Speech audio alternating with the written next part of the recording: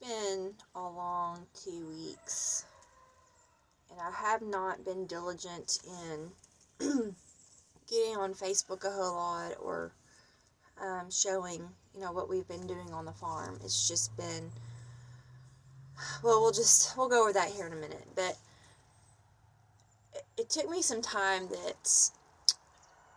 to realize that I needed to, slow down and be still and refocus. I believe that it's time to double down and really consider what we're doing. And I think that we are constantly being bombarded by distraction, whether it be situations, whether it be social media. But I know I've said it, and I sound like a broken record, but I really believe it's time to get our households in order. And I think I think Satan is trying to distract us to keep us from doing that. And so the past 2 weeks have just been, it's been a challenge. There's been one thing right after another.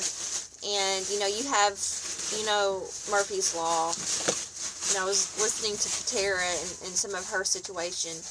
And she does the Appalachian homestead. But it really is. It feels like it's been just a constant battle for the past 2 weeks over things. And it's just gotten to the point where, one more thing happens and I just laugh, because it adds to, and while these things may be small, they add up to be just, an anxious mess of, okay, what am I going to do now?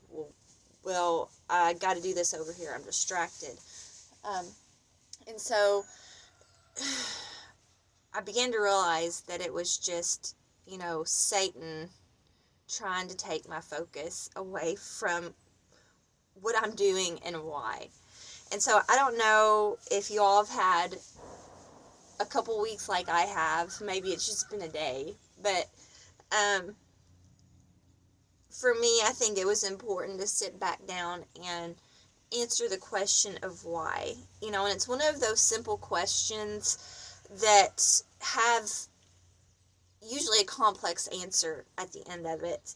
And it's often one of those questions that is neglected by our critics. We have so many people that come on there and on social media, and they criticize you for what you're doing, but they never ask you the question why.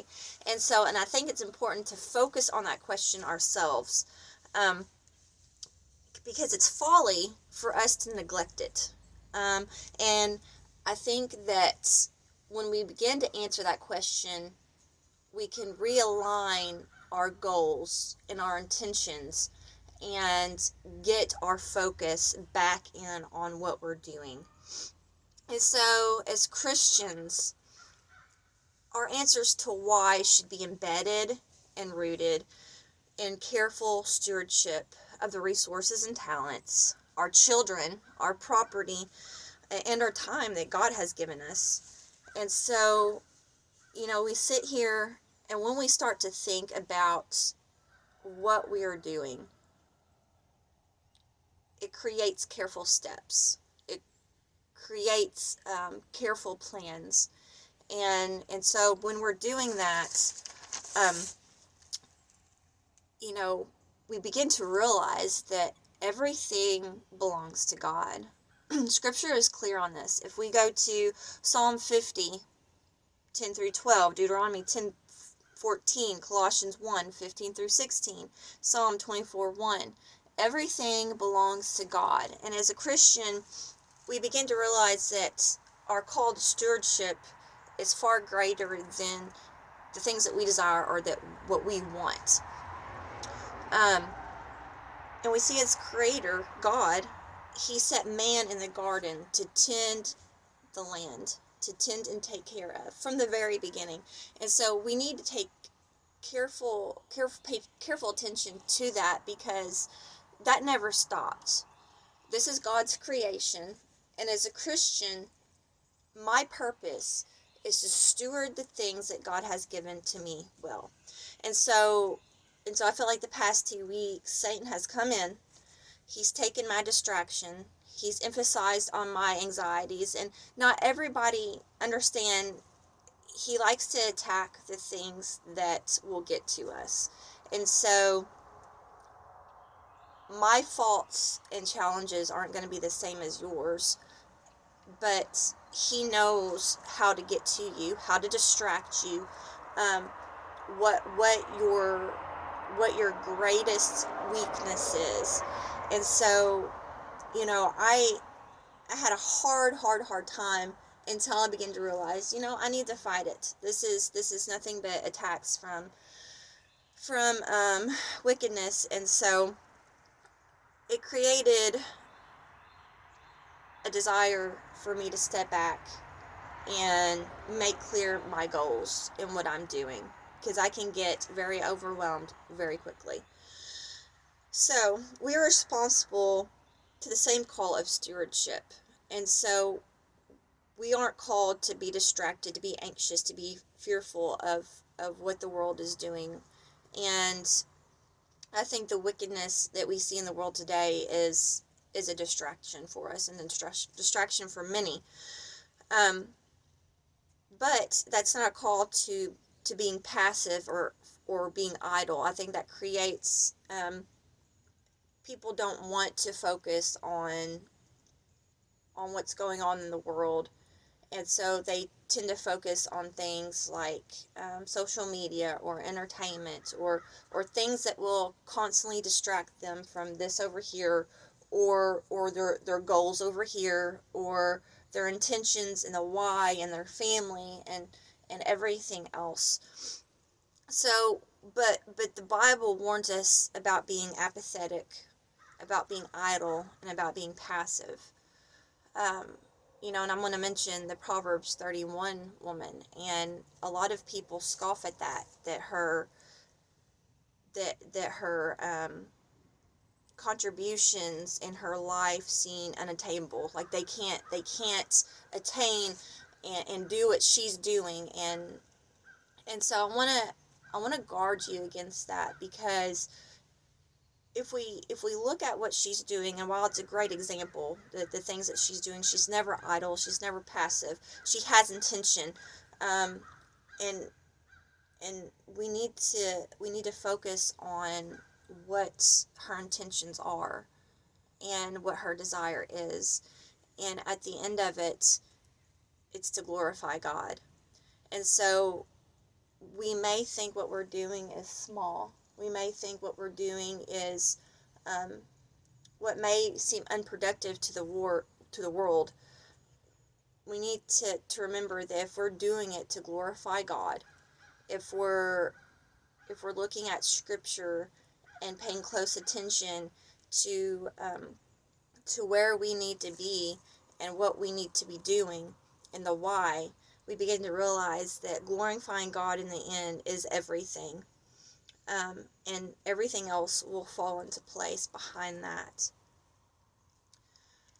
And she's filling the role of stewardship well.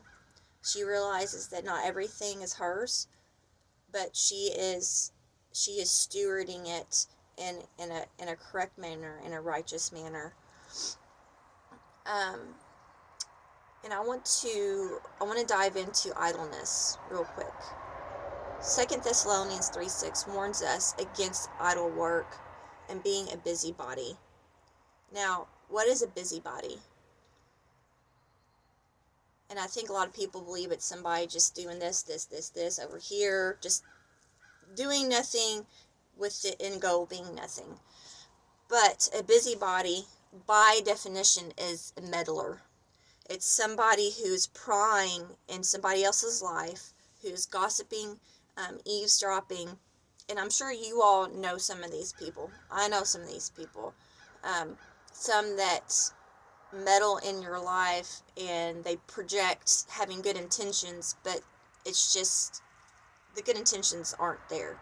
So, and I think, again, I know I talk about social media a lot, I talk about Facebook a lot, but I want to encourage you to recheck your relationships on Facebook, to recheck what you're putting out there or the people you're engaging with. I feel like Facebook and social media promote busybodies, people who want to meddle in somebody else's business when it's none of their business. And so if we keep close track of that and remove ourselves from that, and the Bible does teach us and prescribe that we remove our remove our relationships away from those type of people, and to be guarded.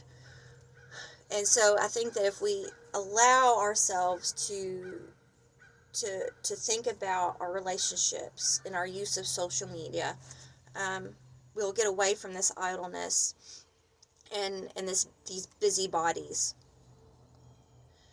And so I didn't quite finish all my notes, so again, I didn't have time.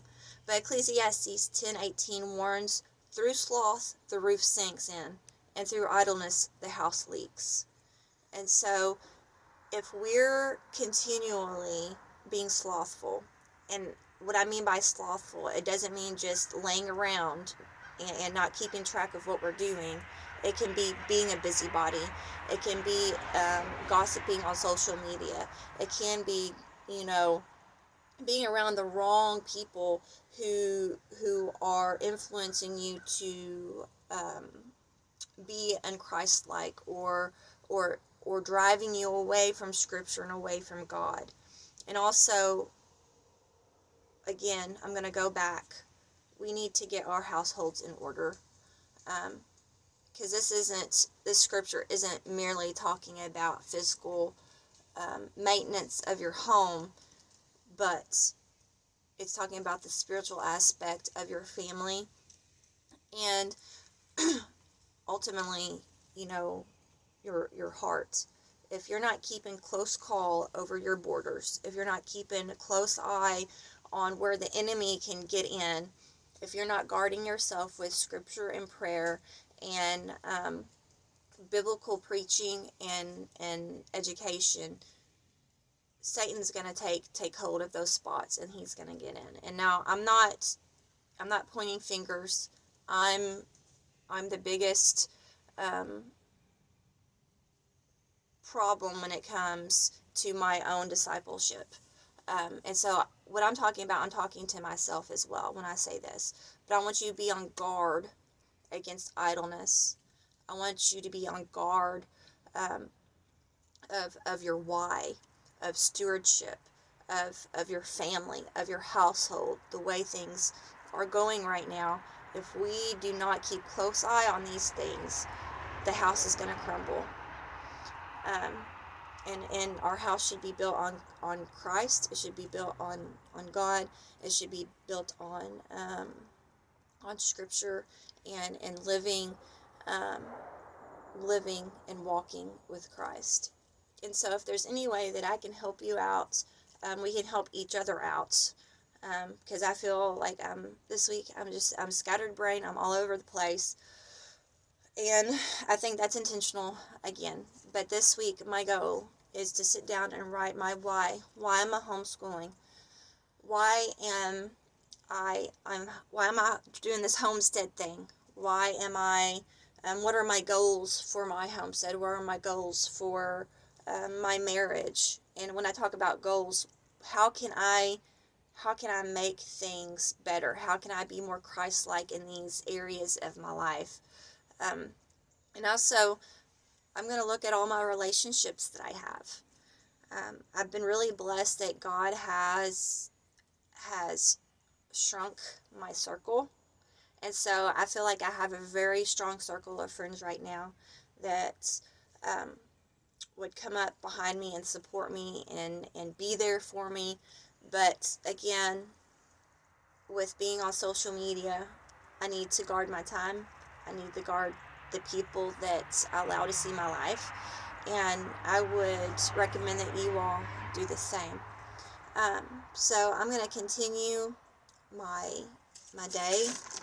I hope that you all are preparing yourselves for morning worship, that you are going to a biblical church, that you're seeking what is godly, what is truthful, what is right, and that you are ignoring all your critics out there that aren't asking you why.